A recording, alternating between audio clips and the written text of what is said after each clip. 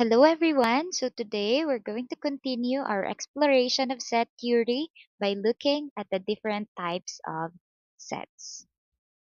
Okay. So for today's video, you will be able to define and identify empty sets. You are going to recognize singleton sets, distinguish between finite and infinite sets, and lastly, you will be able to differentiate between equal and equivalent sets. So before we dive in, let us have our warm up with a little puzzle.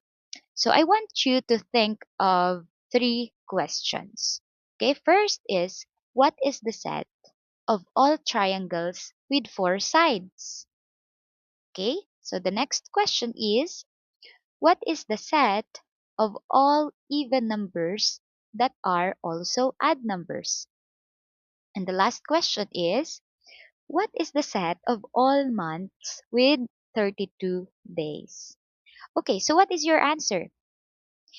Maybe you might also think this, that there is no such things. Because in the first place, triangles by definition has three sides. Okay? So triangles only have three sides by definition. So there can't be any triangles with four sides.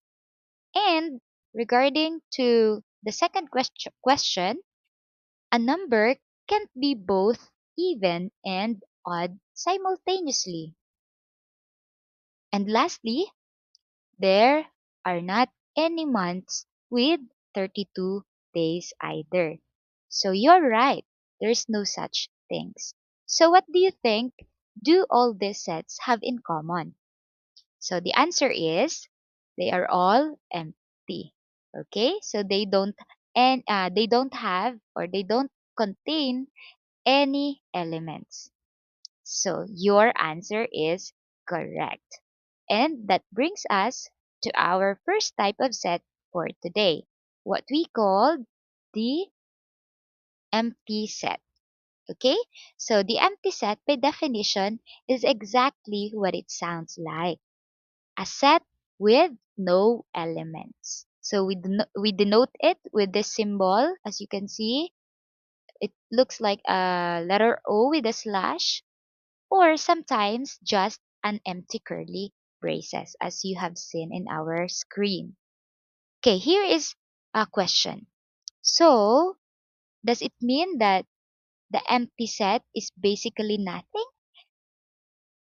Yeah, the answer is not exactly nothing because it's a set that exists, but it contains no elements. So, the set itself exists. It's just it has no elements. So just think of it like an empty box. So the box itself exists, but there's nothing inside it. Okay? So that is an empty set. Okay, next, let's move on to another type of set. What we call the singleton set. So from the root word single. So what might be a singleton set be?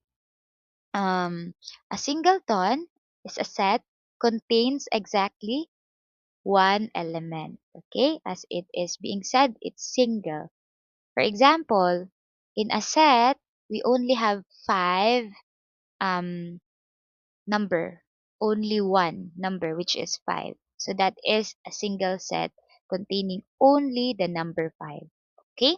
So question, could the empty set be an element of another set? Okay.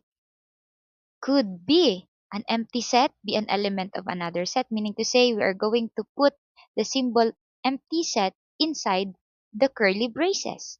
So the answer is yes, it can. In fact, it is considered as singleton. Okay, but please don't be confused because the empty set alone, the O with a slash, it tells us that no or zero elements. But a singleton or what we call the curly braces with an empty set denotation has one element, which is the empty set. So that is a singleton. Just refer um, the the concept in our screen. So in the part of note. Okay, so I want to highlight that portion. Okay, next. So let us talk about finite and infinite sets. So what do you think makes a set finite? Okay, so this is very obvious. When we say finite, a set has a specific number of elements. So it is fixed that can be expressed as a non-negative integers. So we have here an example set of the first five natural numbers. So we have 1, 2, 3, 4, 5. Aside from those, hindi, these are the only answers for the set first five natural numbers. So this is fixed. This will never change. Okay, the other one is set of vowels in English. So we only have A, E, I, O, U. So those are the set of vowels in English. So we also have the set of days in a week. So it's fixed that we have 7 days in a week. Those are Monday, Tuesday, Wednesday, Thursday, Friday, Saturday, and Sunday. It doesn't change. Okay? So please note that the number of elements can be expressed as a non-negative integers. So if finite if finite set is countable, what is infinite set? Okay. So an infinite set has element that cannot be completely listed in a finite way. For example, the set of all natural numbers. So when we say natural numbers, those are 1, 2, 3 until infinity.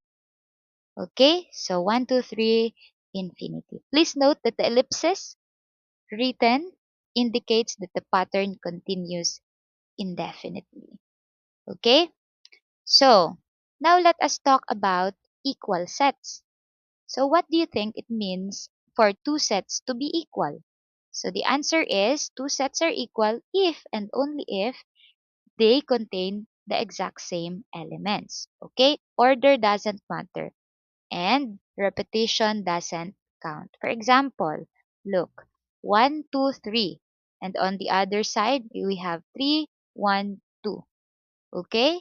So they all represent the same set even though the arrangement or the order is not the same, but on the other side we have 1, 2, 3, and on the right side we also have 3, 1, 2. Therefore, they are equal.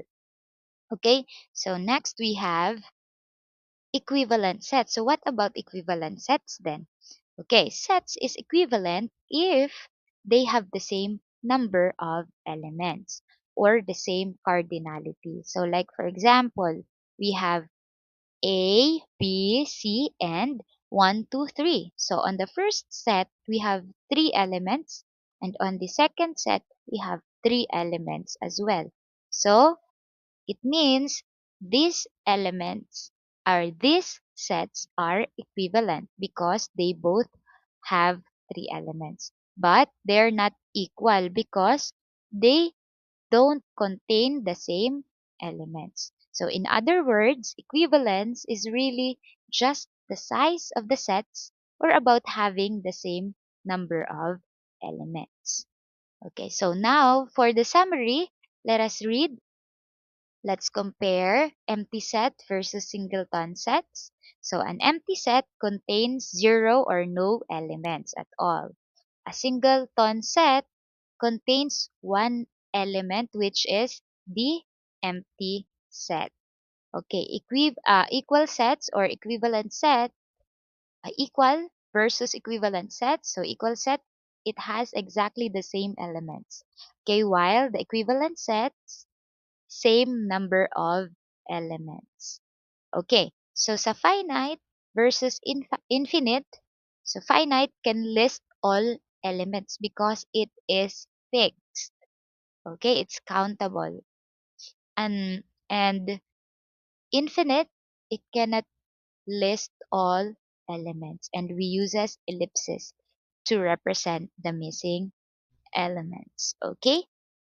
So now let us test your knowledge. Can you answer the following? You might write your answer in the comment section below. And of course, that is a wrap on sets, empty or infinite. Each one matters in math. Hit subscribe for more mind-bending concepts and drop your questions below. Again, this is Cherlyn signing off. See you next time.